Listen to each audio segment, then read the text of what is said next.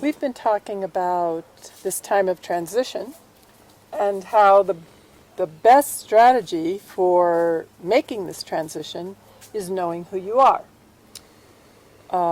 One way is through meditation, another way through contemplative prayer.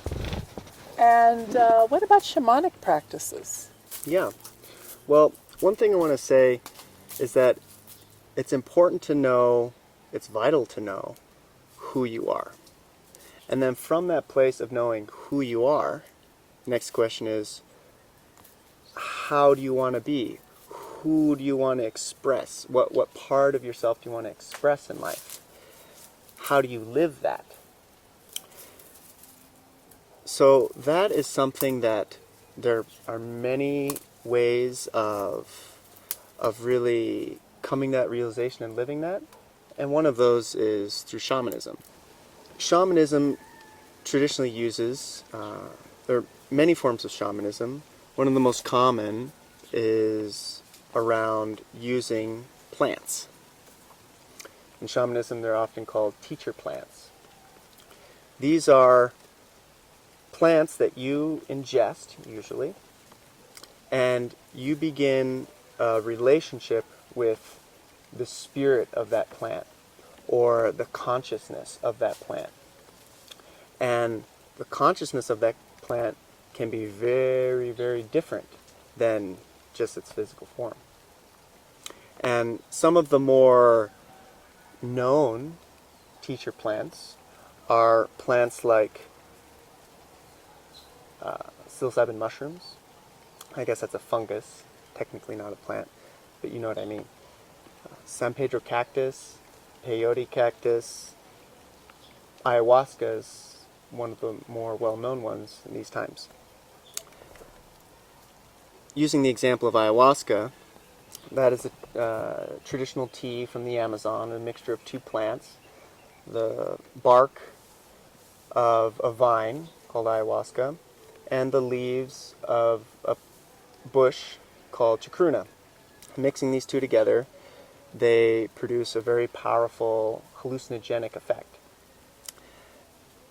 However, it's not just hallucinating where you're just seeing things that don't exist.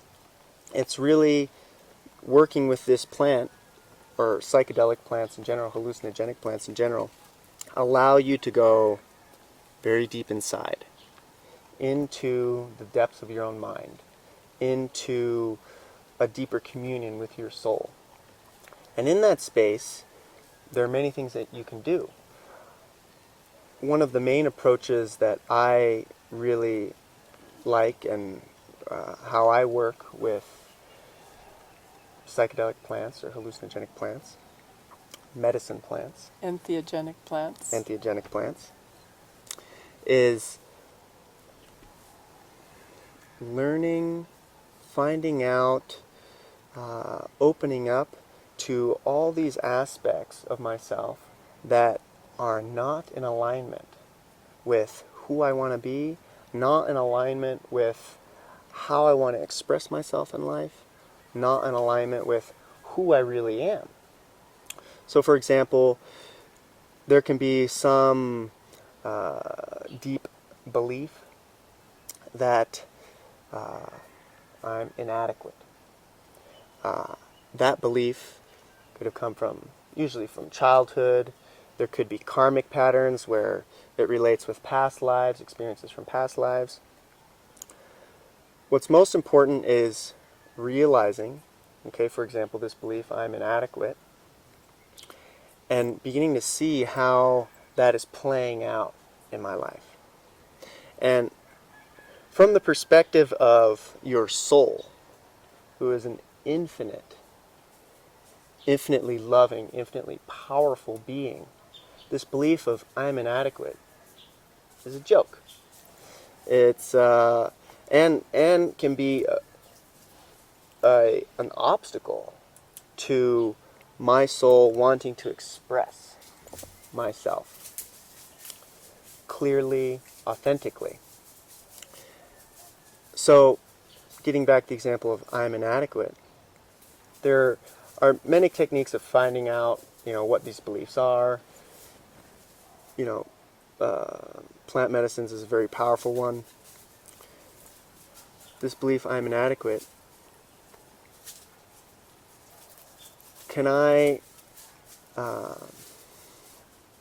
Is this belief true? Is it really true from the perspective of my soul? Sure, there's all these things I can be doing in my life that reinforce or that are proof, evidence that I'm inadequate. But really, from the perspective of I'm an infinite being, this is not true. Exploring that and seeing, really getting deep, what is the opposite and unlived of that? What's not wanting to be expressed? And it could be that I'm adequate, or more than that, I'm amazing. I'm beautiful. I'm powerful. Now those beliefs, or that belief, is much more in alignment with the perspective of your soul. And that is what really wants to incarnate. That's what really wants to express itself. And we've been living in a system that is just about all the opposite of that. Exactly. And getting back to the example of, prayer and lack and fullness, these beliefs, for example, I'm inadequate, that's based in lack, which is fundamentally untrue, fundamentally false from the perspective of your soul. Because your soul is infinite fullness, infinite radiance of the divine. So, aligning more from this place of I'm amazing, I'm great, then from that place, so much more of yourself can express itself in life. So many more gifts can unfold from your heart. You can become much more present in life, much more engaged in life. So somebody that is realizing that they're amazing, realizing that they are full and have all these wonderful talents to share in the world, are going to, one, make an excellent partner for somebody, and two, make a terrible slave.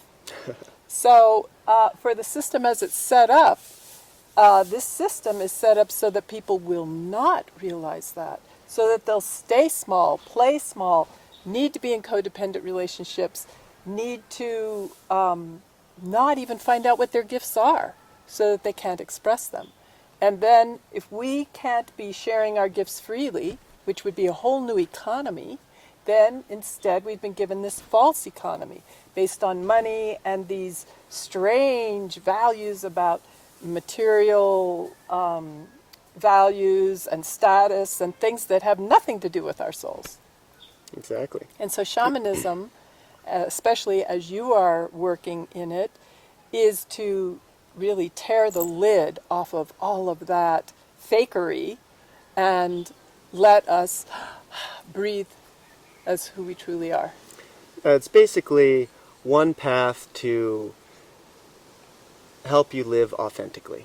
And I mean authentically from the authentic impulses of your soul.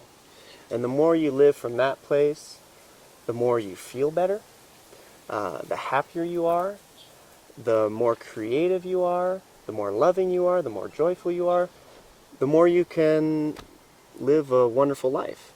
And when you're in alignment, emotionally, you feel good. Because our emotions are our feedback mechanism.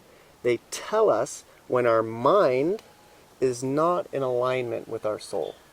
So our mind, we have these beliefs that are based in lack, that, we can call them negative beliefs because they're more contractive, they're based in lack. We have these beliefs that are not in alignment with the infinite abundance, the fullness of our soul. So, how do those beliefs feel? They don't feel good. They can make us feel angry, depressed, sad, anxiety, fear, whatever we call negative emotions. Those are our emotions telling us, you're out of alignment. You're thinking something or doing something that isn't in alignment with your purpose, your authentic expression in that moment or in life. So these negative emotions, the metaphor is every moment there's this authentic unfolding from our soul, like a river of energy, right? Every moment there's this authentic expression, this flow. And when our mind is not in alignment, when we hold on to a belief that is not fundamentally true in relation to our soul, that produces a negative emotion. That's that authentic, freely flowing energy gets blocked. And in that energy being blocked, there's stagnation. And that energy becomes very contractive, becomes a much lower vibration. And, well, that's just not good for us, because that, emotionally we don't feel good. That eventually can lead to disease. But on another level, in the grander perspective, when you're talking about the patriarchy, the dominator system, there are many other forms of life, many other beings in the universe that benefit from that contractive energy, that low vibrational energy. Just as in an ecosystem, there are, when your dog leaves a poop in the forest, immediately there's all these little microorganisms and bugs that start breaking that down into soil. Well, the same thing occurs in the grander spiritual or metaphysical or energetic universe. That this negative or this contractive, this dense energy that we produce emotionally when we're not in alignment with our soul is food for other beings. And those beings, that energy is often called loosh. Those beings benefit from that energy. They feed on that energy.